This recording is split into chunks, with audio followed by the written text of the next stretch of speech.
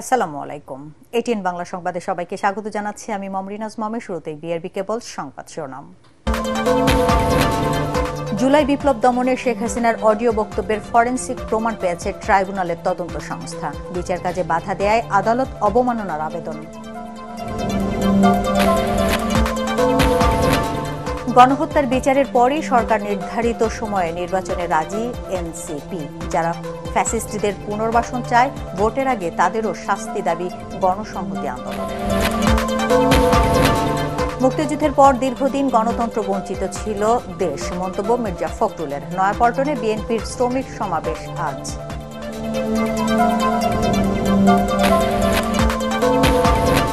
বাংলাদেশ যুদ্ধ চায় না, তবে পুরোপুরি প্রস্তুত থাকতে হবে। বিমান বাহিনীর মহড়া অনুষ্ঠানে প্রধান উপদেষ্টা। নিরাপদ, শক্তিশালী ও উন্নত দেশ গড়ার অঙ্গীকার। এবং যুদ্ধবিরতির সীমা লঙ্ঘন না করতে ইসলামাবাদকে সতর্ক করল দিল্লি। যুদ্ধের আশঙ্কায় পাকিস্তানের অভ্যন্তরীণ 10টি ফ্লাইট বাতিল। শুনছিলেন বিআরবি কেবল সংবাদ শিরোনাম। এবার বিস্তারিত। ফরেনসিক পরীক্ষায় 227 জনকে হত্যার হুমকি দেয়া সামাজিক যোগাযোগ মাধ্যমে ভাইরাল অডিওটি সাবেক প্রধানমন্ত্রী শেখ হাসিনার বলে নিশ্চিত হয়েছে ট্রাইব্যুনালের তদন্ত সংস্থা। এই ফরেনসিক রিপোর্ট দাখিলের পর শেখ হাসিনা সহ দুজনকে আদালত অবমাননার অভিযোগের কারণ দর্শানোর নোটিশ জারির আদেশ দিয়েছে আন্তর্জাতিক অপরাধ ট্রাইব্যুনাল। হুমায়ুন চিস্তির রিপোর্ট। ভারতে পালিয়ে থাকা সাবেক প্রধানমন্ত্রী শেখ হাসিনা ও গাইবান্ধার গোবিন্দগঞ্জ উপজেলার সাবেক চেয়ারম্যান শাকিল আকন্দ বুলবুল ওরফে শাকিল আলমের সাথে গত বছরের 28 অক্টোবর ফোনালাপের সময় তার বিরুদ্ধে মামলাকারীদের হুমকি দিতে শোনা যায়। সামাজিক যোগাযোগ মাধ্যমে ভাইরাল এই অডিও ফরেনসিক বিশ্লেষণ করে ট্রাইব্যুনালের তদন্ত সংস্থা প্রমাণ পেয়েছে এই কণ্ঠটি শেখ হাসিনা ও শাকিল আলমেরই। অন্তত 227 জনকে মারার লাইসেন্স পেয়ে গেছি। বেশি বড় হইতেন আপনি আমার বাড়ি যদি পড়ে তোদেরও পড়বে। বুধবার এই অডিওর ফরেনসিক রিপোর্ট ট্রাইব্যুনালে তুলে ধরে প্রসিকিউশন। জুলাই গণহত্যার তদন্ত ও বিচার বাধাগ্রস্ত করার দায়ে তাদের বিরুদ্ধে আদালত অবমাননার অভিযোগে কারণ দর্শানোর নোটিশ জারি করার আবেদন মঞ্জুর করেন ট্রাইব্যুনাল। তাদের কথোপকথনের মাধ্যমে আন্তর্জাতিক অপরাধ ট্রাইব্যুনালে চলমান যে বিচার প্রক্রিয়া তার সাক্ষীদেরকে ভয়ভীতি দেখিয়েছেন, বিচার প্রক্রিয়াকে বাধাগ্রস্ত করার চেষ্টা করেছেন এবং এইখানে যে মামলাগুলো রয়েছে সেগুলোকে প্রেজুডিস করার চেষ্টা করেছেন। তার প্রেক্ষিতে তিনি মনে করেন, তদন্তকারী কর্মকর্তা মনে করেছেন যে এটার বিরুদ্ধে আইনগত ব্যবস্থা গ্রহণ করা না হলে সাক্ষীরা এই মামলায় সাক্ষ্য প্রদান করতে ভয় পাবেন এবং এই মামলার বিচার এবং তদন্ত প্রক্রিয়া বাধাগ্রস্ত হবে। আদালত আমাদেরকে এটা শুনেছেন। শোনার পরে এই দুজনের বিরুদ্ধে অর্থাৎ শেখ হাসিনা এবং শাকিল আহমেদের বিরুদ্ধে 11(4) ধারা অনুযায়ী কন্টেম্পটের নোটিশ ইস্যু করেছেন। আগামী 15ই মে অথবা তার পূর্বে তাদেরকে সশরীরে অথবা আইনজীবীর মাধ্যমে আদালতে তাদের এই কনভারসেশনের ব্যাপারে তাদের যে কন্ডাক্ট সেগুলোর ব্যাখ্যা দেওয়ার জন্য আদালত নির্দেশ দিয়েছেন। এদিন মানবতা বিরোধী অপরাধের মামলার আরেক আসামি সাবেক মন্ত্রী ডাক্তার দীপুমনির প্যারোলে মুক্তির বিষয়ে স্বরাষ্ট্র মন্ত্রণালয়ে আবেদন করতে বলেন ট্রাইব্যুনাল। মন্ত্রণালয় আবেদন মঞ্জুর না করলে বিষয়টি বিবেচনা করা হবে বলে জানান আদালত। এছাড়া জুলাই আগস্ট আন্দোলনে মানবতা বিরোধী অপরাধের অভিযোগে নারায়ণগঞ্জে 8 জনের বিরুদ্ধে গ্রেপ্তারি পরোয়ানা জারি করেন ট্রাইব্যুনাল। প্যারোলের ক্ষমতাটা পুরোপুরি স্বরাষ্ট্র মন্ত্রণালয়ের, সে কারণে স্বরাষ্ট্র মন্ত্রণালয়ের কাছে তাদের আগে যাওয়া উচিত, কারণ প্যারোল কখনোই কোর্টের বিষয় নয়, আদালতের ডিসাইড করার বিষয় নয়। এদিকে ডিএমপির সাবেক অতিরিক্ত পুলিশ কমিশনার ইশতিয়াক আহমেদের বিরুদ্ধে ট্রাইব্যুনালে অভিযোগ দিয়েছেন গণ অধিকার পরিষদের সাধারণ সম্পাদক রাশেদ খান। এই এডিসি ইশতিয়াক আহমেদ আমার মতো অসংখ্য মানুষকে নির্যাতন করেছে। সে শিক্ষার্থীদের যে কোনো আন্দোলন হলে সে ষড়যন্ত্র করত, কিভাবে ড্রোন ক্যামেরা দিয়ে কারা কারা আন্দোলনে যুক্ত আছে তাদেরকে শনাক্ত করা যায়, কারা নেতৃত্ব দিচ্ছে তাদেরকে গ্রেপ্তার করা যায়, সেই কাজের সাথে সে যুক্ত ছিল। এর বাইরে অন্য মামলায় গ্রেফতার পুলিশের এসআই আরাফাত উদ্দিন ও কামরুল হাসানকে আশুলিয়ার মামলায় গ্রেফতার দেখাতে প্রসিকিউশনের আবেদন মঞ্জুর করেছেন tribunal. Humayun Chishti, ATN Bangla, Dhaka. Fascist Awami লীগের গণহত্যার বিচারের পর সরকার নির্ধারিত সময়ে নির্বাচন নিয়ে আপত্তি নেই বলে জানিয়েছেন জাতীয় নাগরিক পার্টির আহ্বায়ক নাহিদ ইসলাম। গণসংহতি আন্দোলন ও জাতীয় নাগরিক পার্টি এনসিপির বৈঠক শেষে সংবাদ সম্মেলনে তিনি এসব কথা বলেন। যারা আওয়ামী লীগের পুনর্বাসন চায় নির্বাচনের আগে তাদেরও শাস্তির আওতায় আনার দাবি জানান গণসংহতি আন্দোলনের প্রধান সমন্বয়ক জোনায়েদ সাকি। রিপোর্ট করছেন ঐশী গোস্বামী প্রমা। রাষ্ট্র সংস্কারই বর্তমানে জনগণের সবচেয়ে বড় প্রত্যাশা।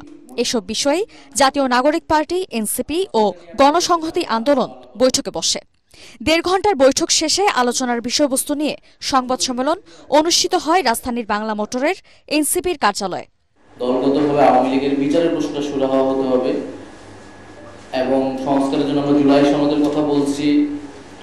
নির্বাচন ক্ষেত্রে আমাদের প্রস্তাবনা আছে গণপরিষদ নির্বাচন। প্রয়োজনীয় সংস্কার শেষে অন্তর্বর্তী সরকারের দেওয়ার সময়ে নির্বাচনে একমত এনসিপি ও গণসংহতি আন্দোলন। তবে নির্বাচনের আগে জুলাই আন্দোলনের প্রত্যাশা অনুযায়ী সংস্কার আর ফ্যাসিস্ট আওয়ামী লীগের গণহত্যার বিচার বাস্তবায়ন দেখতে চায় জাতীয় নাগরিক পার্টি। কেবল সংশোধনীর মাধ্যমে সংবিধান পরিবর্তন করার আসলে এটা টেকসই হবে না, বরং জনগণের ম্যান্ডেট নিয়ে সংবিধান পরিবর্তন করতে হবে। যারা আওয়ামী লীগকে আবারও রাজনীতিতে পুনর্বাসন করতে চায় তাদের বিচারের আওতায় আনতে সরকারকে প্রয়োজনীয় পদক্ষেপ নেওয়ার দাবি জানান গণসংহতি আন্দোলনের প্রধান সমন্বয়ক জোনায়েদ সাকি।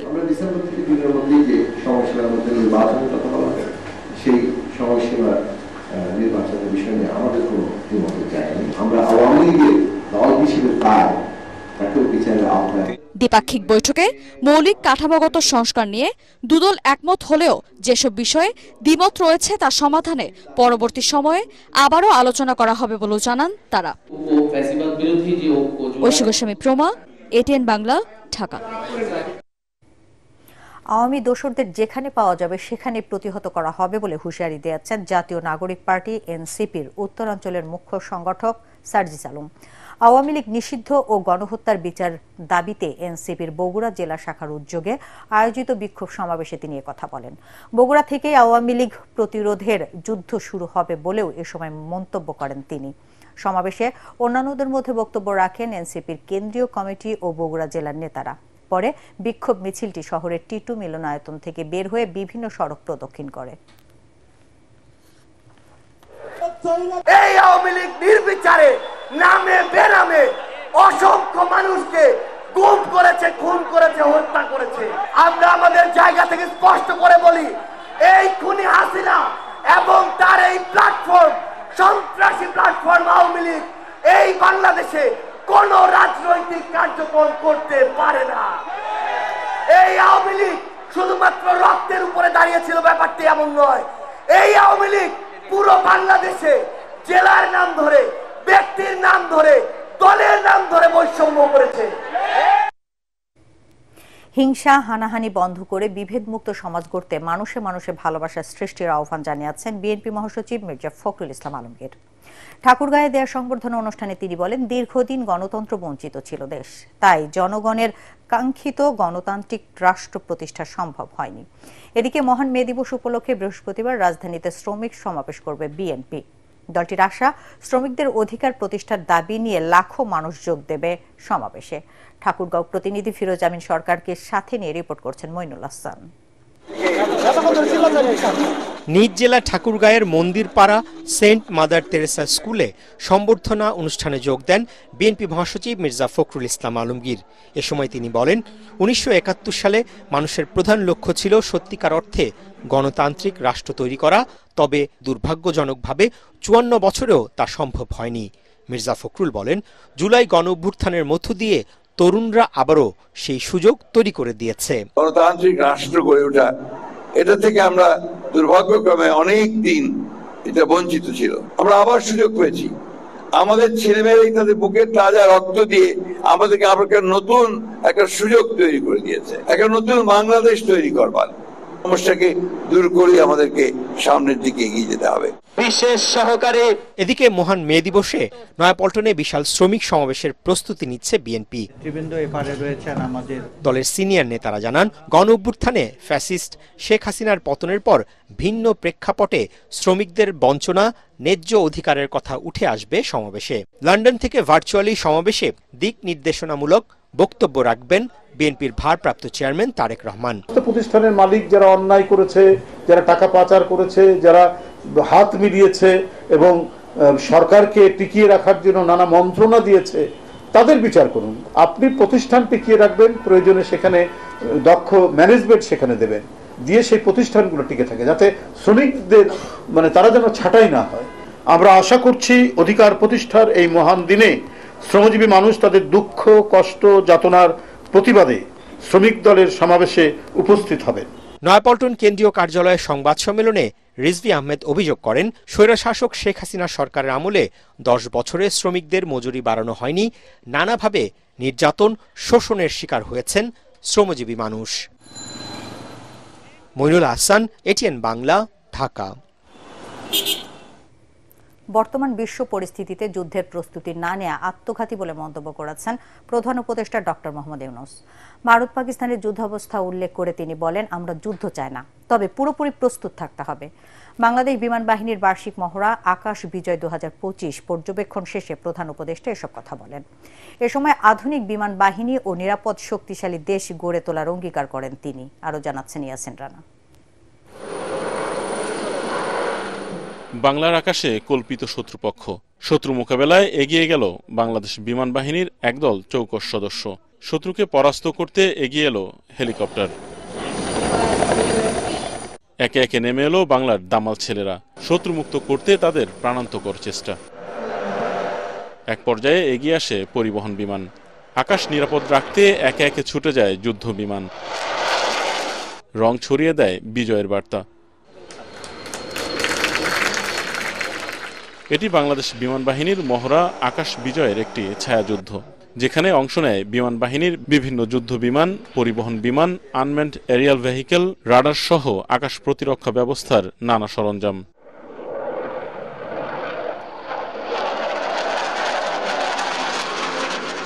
মহড়ায় বিমান বাহিনী দুভাগে বিভক্ত হয়ে তাদের কর্মদক্ষতা, যুদ্ধ প্রস্তুতি এবং সক্ষমতা তুলে ধরে। কুর্মিটোলায় বাংলাদেশ বিমান বাহিনী একে খন্দকার ঘাঁটিতে বাহিনীর এই নৈপুণ্য দেখেন প্রধান উপদেষ্টা ডক্টর মোহাম্মদ ইউনূস। পরে দিক নির্দেশনামূলক বক্তব্য দেন প্রধান উপদেষ্টা। বলেন, যুদ্ধ নয়, তিনি শান্তির পক্ষে। তবে ভারত পাকিস্তানের উদাহরণ দিয়ে তিনি বলেন, এ সময় যুদ্ধের প্রস্তুতি না নেওয়াটাও আত্মঘাতী।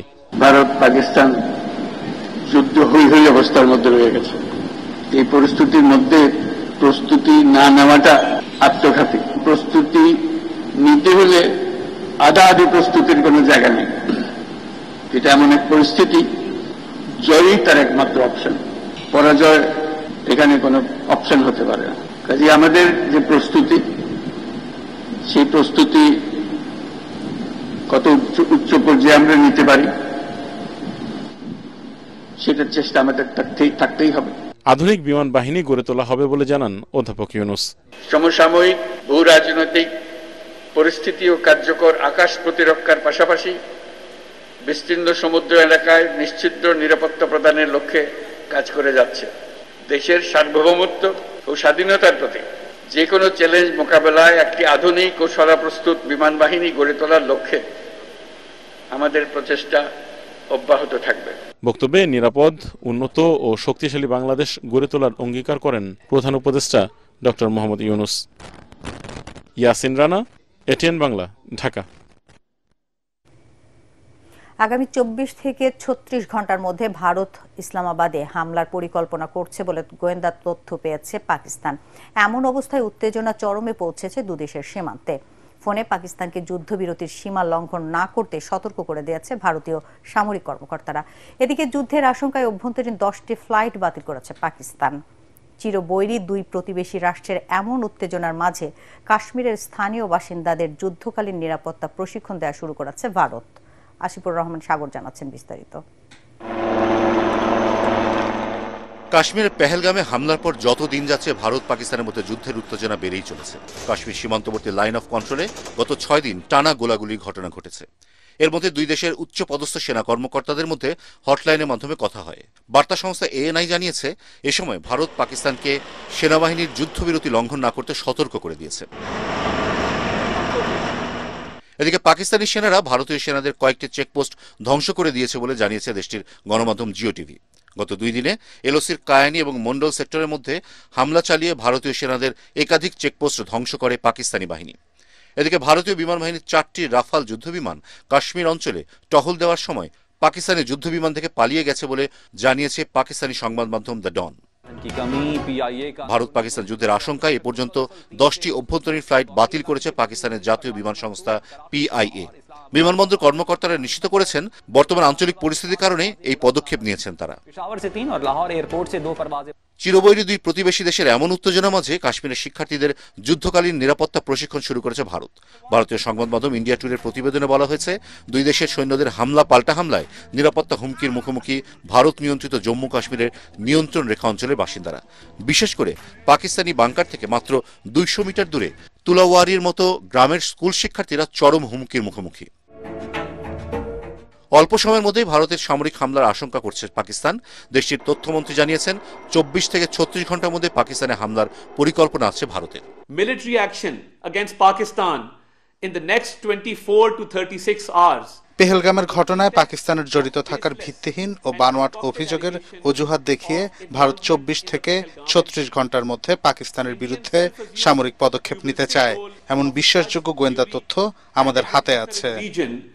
Is reckless and vehemently rejected. Asifur Rahman Sagar, ATN Bangla. বাংলাদেশে বিদ্যুৎ সরবরাহে ভারতের আদানি গ্রুপের বিরুদ্ধে 4.5 কোটি টাকার কর ফাঁকির অভিযোগ উঠেছে, যা অনুসন্ধানের সিদ্ধান্ত নিয়েছে দুদক। সংস্থাটির মুখপাত্র আক্তার হোসেন জানান, প্রয়োজনে ভারতে গিয়ে আদানি গ্রুপের কর্মকর্তাদের জিজ্ঞাসাবাদ করবেন দুদক কর্মকর্তারা। রিপোর্টে জানাচ্ছেন মাহবুব কবির চপল। ঝাড়খণ্ড के गोड्डा जिले में स्थापित বাংলাদেশের কাছে বিদ্যুৎ বিক্রি করতে ভারতের ঝাড়খণ্ডের গোড্ডা জেলায় তাপবিদ্যুৎ কেন্দ্র নির্মাণ করেছে আদানি গ্রুপ, যেখানে উৎপাদিত 1600 মেগাওয়াট বিদ্যুতের পুরোটাই বাংলাদেশে সরবরাহ করছে প্রতিষ্ঠানটি। জানিয়ে আছে অনেক বিতর্ক। 2017 সালে আদানি গ্রুপের কাছ থেকে বিদ্যুৎ কিনতে চুক্তি করে শেখ হাসিনার সরকার, যেখানে 25 বছর তাদের কাছ থেকে বিদ্যুৎ নেয়ার শর্ত রয়েছে। এই সময় ক্যাপাসিটি চার্জ দিতে হবে $1100 কোটি। 2023 সাল থেকে বাংলাদেশে বিদ্যুৎ সরবরাহ করছে আদানি গ্রুপ। প্রতি ইউনিট বিদ্যুতের দাম নেওয়া হচ্ছে গড়ে 13 টাকা, যা ভারতের অন্যান্য বেসরকারি উৎপাদকের চেয়ে 27% বেশি। বাংলাদেশে বিদ্যুতের গড় দাম প্রতি ইউনিট 8 টাকা 77 পয়সা। শুধু বিতর্কিত চুক্তি নয়, আদানি গ্রুপের বিরুদ্ধে 4.5 কোটি টাকা শুল্ক ফাঁকির অভিযোগও উঠেছে, যার অনুসন্ধানে নেমেছে দুদক। জনাব ডক্টর আহমেদ কায়কাউস, সাবেক বিদ্যুৎ ও জ্বালানি সচিব ও সংশ্লিষ্ট কর্তৃপক্ষ বিদ্যুৎ উন্নয়ন বোর্ডের বিরুদ্ধে এনবিআরকে পাশ কাটিয়ে আদানির সঙ্গে চুক্তি করে সরকারের 4.5 কোটি টাকা শুল্ক ফাঁকির অভিযোগ অনুসন্ধান চলছে। অনুসন্ধান কর্মকর্তারা চাইলে ভারতেও যেতে পারবেন বলে জানান তিনি। এই বিষয়ে অনুসন্ধানকারী কর্মকর্তা দালিলিক প্রমাণাদি সংগ্রহের জন্য সংশ্লিষ্ট দপ্তরগুলো থেকে রেকর্ডপত্র সংগ্রহের কাজ করছেন। এদিকে অবৈধ সম্পদের অভিযোগে সাবেক প্রবাসী কল্যাণমন্ত্রী ইমরান আহমদের বিরুদ্ধে মামলা করেছে দুদক। একটি মামলা রুজুর সিদ্ধান্ত গৃহীত হয়েছে। মাহবুব কবির চপল, ATN বাংলা, ঢাকা। কর অব্যাহতি নেওয়ার মানসিকতা থেকে ব্যবসায়ীদের বের হয়ে আসার আহ্বান জানিয়েছেন অর্থ উপদেষ্টা ডক্টর সালেউদ্দিন আহমেদ। রাজধানীর একটি হোটেলে জাতীয় রাজস্ব বোর্ডের 45তম পরামর্শ কমিটির সভায় তিনি বলেন, IMF, বিশ্ব ব্যাংক সহ উন্নয়ন সহযোগীদের কাছে শুধু সরকারের জন্য নয়, বেসরকারি খাত ও ব্যবসার উন্নয়নেও সহায়তা চাওয়া হয়েছে। আর বাণিজ্য উপদেষ্টা জানিয়েছেন, আগের সরকার লুটপাটের জন্যই বিশাল আকারের বাজেট প্রণয়ন করত। শারফুল আলমের রিপোর্ট।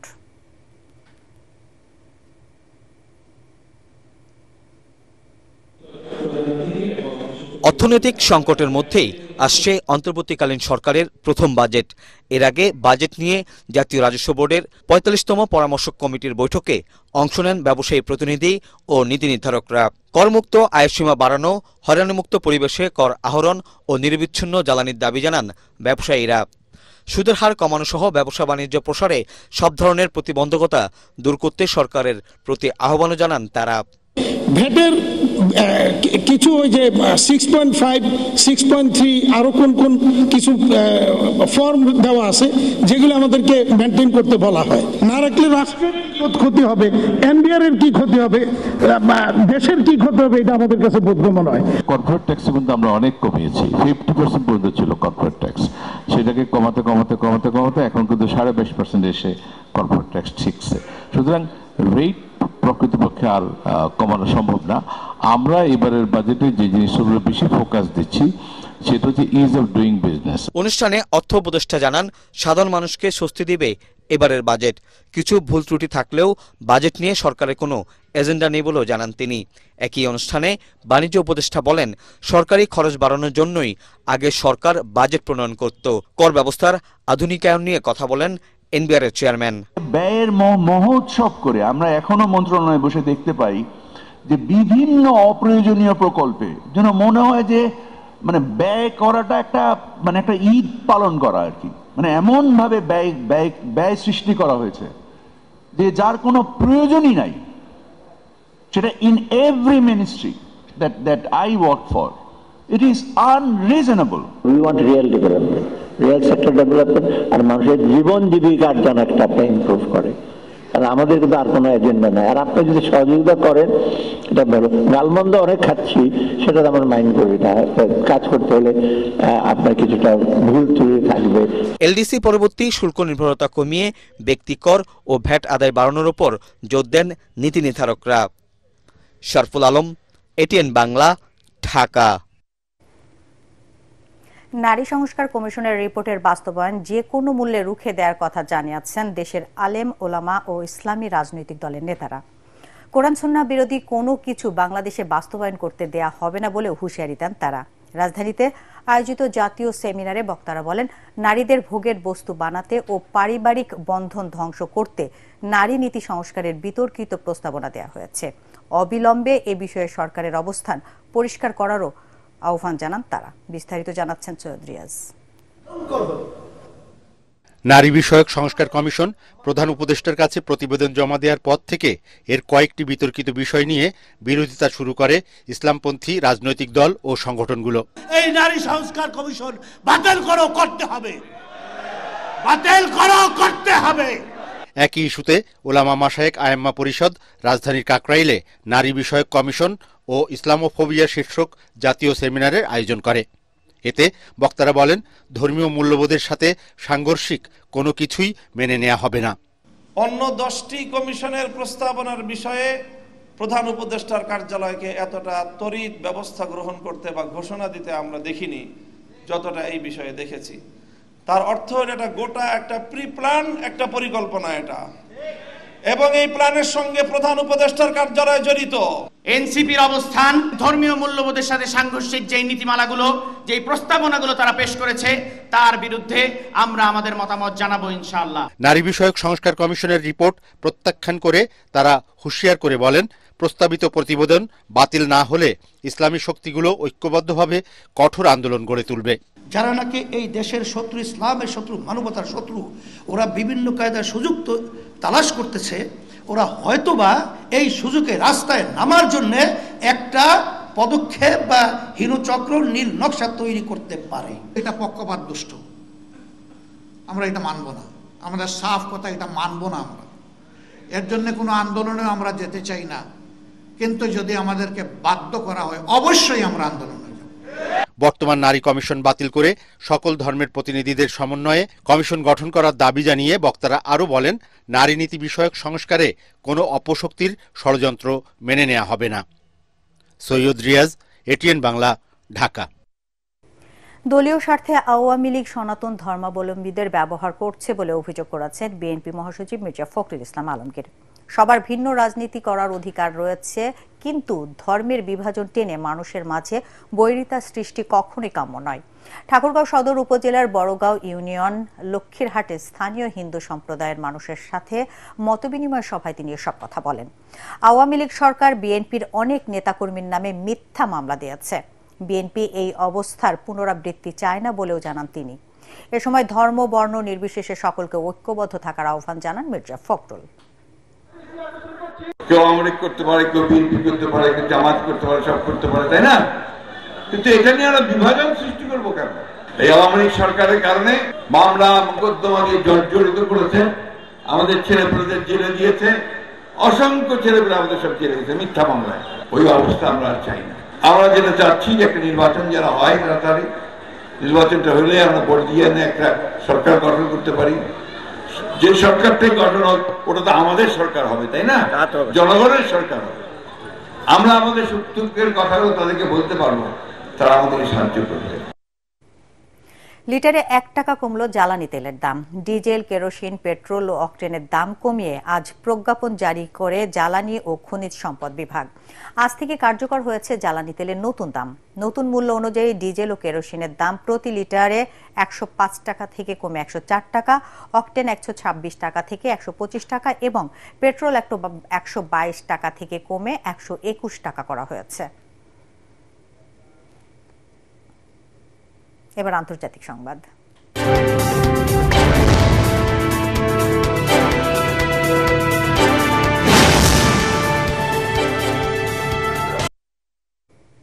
ইউক্রেনে শান্তি চুক্তি করার জন্য রাশিয়ার প্রেসিডেন্ট ভ্লাদিমির পুতিন আলোচনা করতে চান বলে জানিয়েছেন মার্কিন প্রেসিডেন্ট ডোনাল্ড ট্রাম্প। স্থানীয় সময় মঙ্গলবার এবিসি টেলিভিশনে দেয়া সাক্ষাৎকারে একথা জানান তিনি। রোমে পোপের শেষকৃত্য অনুষ্ঠানে ইউক্রেনের প্রেসিডেন্ট ভ্লাদিমির জেলেনস্কির সাথে হঠাৎ বৈঠক করেন ট্রাম্প। এরপর থেকেই এই বক্তব্যকে রাশিয়া ইউক্রেন শান্তি চুক্তির জন্য বেশ অগ্রগতি হিসেবে দেখা যাচ্ছে। পুতিন শান্তির পক্ষে আছেন বলেও জানান ট্রাম্প। তবে এই সাক্ষাৎকারে তিনি আরও বলেন, পুরো ইউক্রেনের নিয়ন্ত্রণ চান পুতিন, যা আমেরিকার বর্তমান প্রশাসনের কারণে সম্ভব হচ্ছে না। এবার জানাবো খেলার খবর।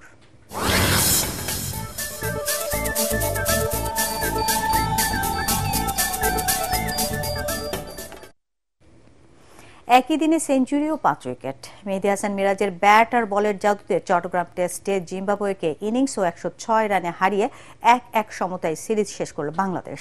দ্বিতীয় ইনিংসে 111 রানে অল আউট হয় সফরকারীরা। 5 উইকেট নেন মিরাজ। আর এর আগে তার সেঞ্চুরিতে প্রথম ইনিংসে 444 রান তোলে টাইগাররা। প্রথম ইনিংসে জিম্বাবুয়ে অল আউট হয় 227 রানে। রিপোর্ট করছেন এস.এম. আশরাফ।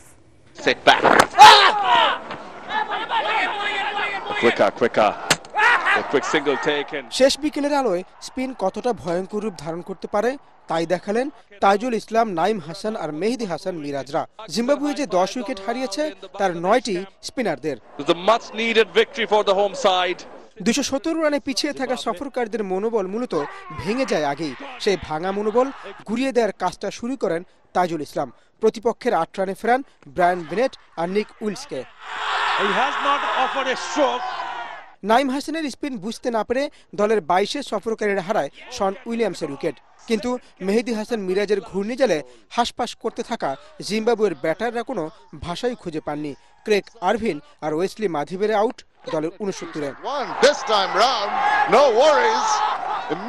তার টার্ন আর বাউন্সে দিশেহারা তাফাজোয়া সিগা আর ওয়েলিংটন মাসাকাজ্জ প্যাভিলিয়নের পথ ধরেন। 38তম ওভারে 93 রান তুলতে জিম্বাবুয়ে হারায় 7 উইকেট। এরপর বেন কারেনকে তুলে নিয়ে টেস্টে 13 বারের মতো 5 উইকেট নেন মিরাজ।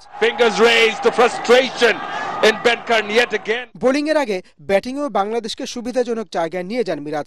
8ম উইকেটে তাইজুলের সঙ্গে যোগ করেন 63 রান। 9ম উইকেটে তানজিম হাসান সাকিবের সাথে 96।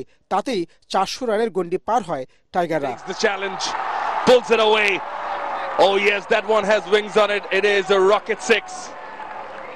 শেষ ব্যাটার হিসেবে বিদায় নেয়ার আগে টেস্ট ক্যারিয়ারে দ্বিতীয় শতকের দেখা পান এই অলরাউন্ডার। তাতে চট্টগ্রাম টেস্টে জয়ের ভিত পেয়ে যায় Bangladesh. Test century for Mehedi Hasan Miraz and it's come at a very important time. S M. Ashraf, ATN Bangla. But he's got it second time here in Chattogram. শেষ করার আগে বিআরবি কেবল সংবাদ শিরোনাম আরেকবার।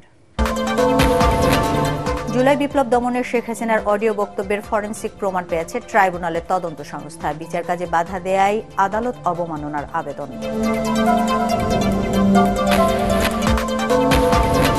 গণহত্যার বিচারের পরে সরকার নির্ধারিত সময়ে নির্বাচনে রাজি এনসিপি। যারা ফ্যাসিস্টের পুনর্বাসন চায় ভোটের আগে তাদেরও শাস্তির দাবি গণসংহতি আন্দোলনের।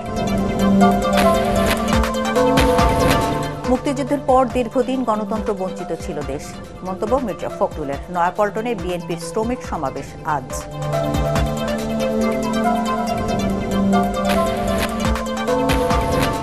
বাংলাদেশ যুদ্ধ চায় না, তবে পুরোপুরি প্রস্তুত থাকতে হবে। বিমান বাহিনীর মহড়া অনুষ্ঠানে প্রধান উপদেষ্টা। নিরাপদ, শক্তিশালী ও উন্নত দেশ গড়ার অঙ্গীকার। এবং যুদ্ধবিরতির সীমা লঙ্ঘন না করতে ইসলামাবাদকে সতর্ক করল দিল্লি। যুদ্ধের আশঙ্কায় পাকিস্তানের অভ্যন্তরীণ 10টি ফ্লাইট বাতিল। দর্শক, পরবর্তী সংবাদ দেখার আমন্ত্রণ জানিয়ে এখনকার মতো শেষ করছি। এটিএন বাংলা সংবাদ ইউটিউবে দেখতে ব্রাউজ করুন youtube/ATN Bangla News। ধন্যবাদ সবাইকে।